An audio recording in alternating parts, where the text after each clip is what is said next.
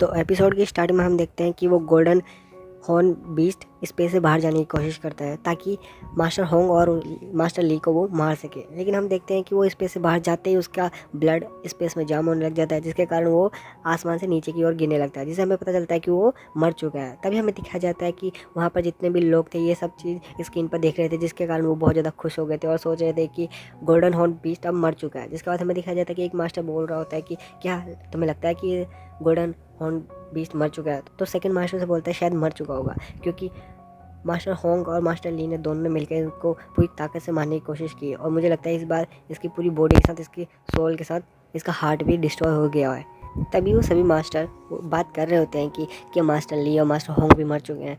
तभी उनमें से एक मास्टर जो एक लड़की होती है वो बोलती है कि ऐसा नहीं हो सकता, वो अर्थ के सबसे स्ट्रॉन्गेस्ट पर्सन है, वो अगर इतनी आसानी से मर जाएंगे तो क्या ही बात होगी। तभी वो सभी हौसला करते हैं और सोचते हैं कि मास्टर होंग और मास्टर ली नहीं मरे होंगे। तभी हमें दिखाया जाता है कि जो वहाँ पर न्यूज़ बता रही होती है वो अपसेट होकर बोल रहे होते हैं कि हमें मास्टर ली और मास्टर होंग की हमें कोई भी उनकी सेंस मौजूदगी नहीं हो रही, जिससे हमें पता नहीं चल पा रहा कि वो ज़िंदा है कि नहीं है। उन्हें लगता है कि वो सब मारे जा चुके हैं। तभी हमें दिखाया जाता है कि ये बात सुन के लू फेंग बहुत ज़्यादा हैरान हो जाता है और सोचता है कि वर्ल्ड के सबसे स्ट्रॉन्गेस्ट इंसानों को इस गोल्डन हॉर्न बीस्ट ने अकेले मार दिया। मुझे यकीन नहीं हो रहा कि ये इतना ताकतवर कैसे है, और हमारे दो सबसे ताकतवर इंसान इस दुनिया के मारे जा चुके हैं। तभी हमें दिखाया जाता है कि वो बबाता बाहर आती है और उसको बोलती है कि तुम इतनी हिम्मत मत हारो, तुम्हें क्या लगता है कि मास्टर ली और मास्टर होंगे इतनी आसानी से मारे जा चुके होंगे? नहीं, ऐसा नहीं है। जिस तरह से मुझे लग रहा है कि जिस तरह उनकी कोई सेंस मुझे भी महसूस नहीं हो रही, लेकिन हमें हौसला ज़रूर रखना चाहिए कि वो दोनों ज़िंदा होंगे, क्योंकि आखिरकार वो वर्ल्ड के सबसे स्ट्रॉन्गेस्ट पर्सन में से एक है। तभी बबाता उसे बोलती है कि मेरे पास एक डिटेक्टर है जिसके कारण हम उनको आसानी से ढूंढ सकते हैं और तुम इतनी जल्दी से हिम्मत मत हारो।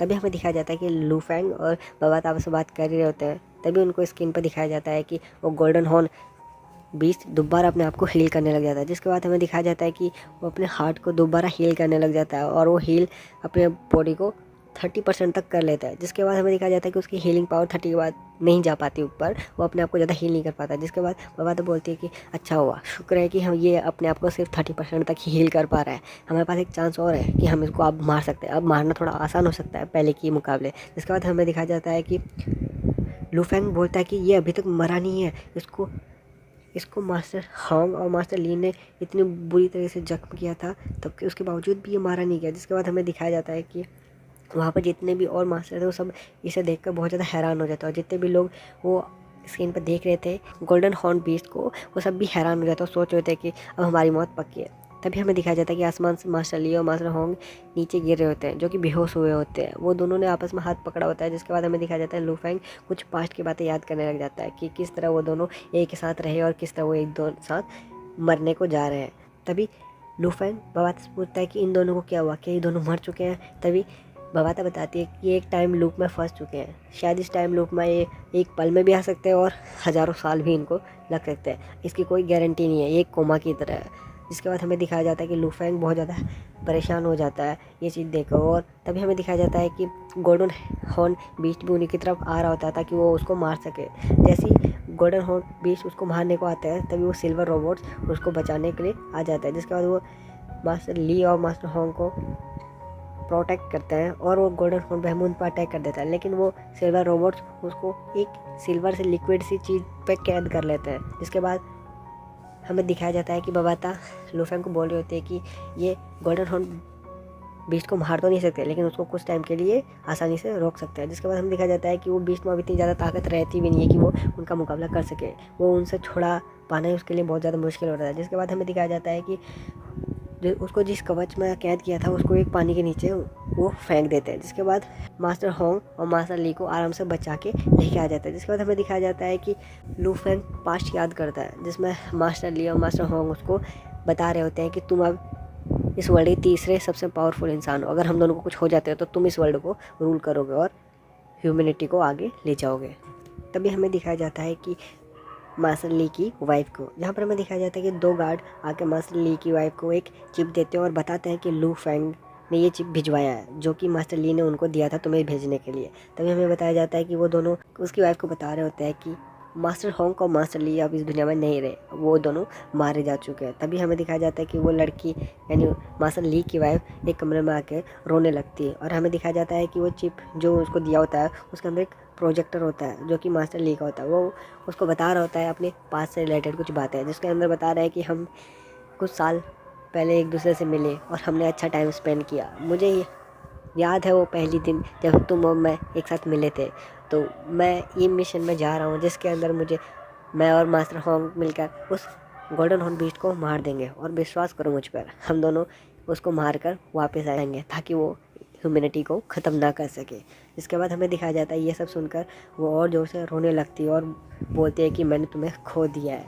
जिसके बाद सीन शिफ्ट होता है, हमें लू फेंग को दिखाया जाता है जो कि उसी गाड़ी में हेडक्वार्टर की तरफ जा रहे होते हैं। वो दोनों आपस में बात कर रहे होते हैं। तभी वो ड्राइवर लू फेंग को बोलता है कि मास्टर होंग और मास्टर ली बहुत अच्छे इंसान थे और वो बहुत ही ज़्यादा स्ट्रॉन्ग थे, लेकिन लू फेंग उसकी बात पर कुछ ज़्यादा ध्यान नहीं दे रहा था और वो पास की बातें याद कर रहा होता है कि किस तरह मास्टर ली और मास्टर होंग उससे बातें करते थे और उसको गाइड करते थे कि तुम इस पृथ्वी के थर्ड सबसे पावरफुल इंसान हो और आने वाला भविष्य हो। तभी हमें दिखाया जाता है कि लू फेंग को हेडक्वार्टर की तरफ से कॉल आता है जिसमें हमें बताया जाता है कि उन रोबोट्स ने उस गोल्डन हॉर्न बीस्ट को रोक तो दिया है लेकिन उसको मार नहीं सकते और एक ज़्यादा देर तक इसको रोक भी नहीं सकते। तो तुम जल्दी से यहाँ आने की कोशिश करो और इसको कुछ मारने के कुछ तरीका ढूंढो वरना हम नहीं जीत पाएंगे। तभी हमें दिखाया जाता है कि वो दोनों वहाँ जा रहे होते हैं। जिस दोनों ड्राइवर से बोलता है कि जो ये नए रोबोट है ये तो हमसे कहीं ज़्यादा एडवांस लेवल के रोबोट है, क्या ये उनको मार नहीं सकते? तो लू फेंग उसे बता रहा होता है कि ये रोबोट सिर्फ डिफेंस के लिए बनाया गया है, इसे अटैक के लिए नहीं बनाया गया, इसलिए ये इतने ज़्यादा एडवांटेज होने के बावजूद भी इनके कुछ डिसअपॉइंटेड चीज़ें हैं। जिसके बाद हमें दिखाया जाता है कि उन रोबोटों के बारे में शहर के जितने भी लोग हैं उन सब के बारे में बता रहे होते हैं। तभी वो लोग बोल रहे होते हैं क्या ये इतने एडवांस रोबोट भी हमारी मदद नहीं कर पाएंगे? तभी हमें दिखाया जाता है कि लू फेंग और वो जो उसके साथी होता है वो उस शहर की तरफ आ जाते हैं। जिसके बाद हमें सीन में दिखाया जाता है कि वो ड्राइवर लू फेंग को उसके घर के पास छोड़ देता है। जिसके बाद वो अपने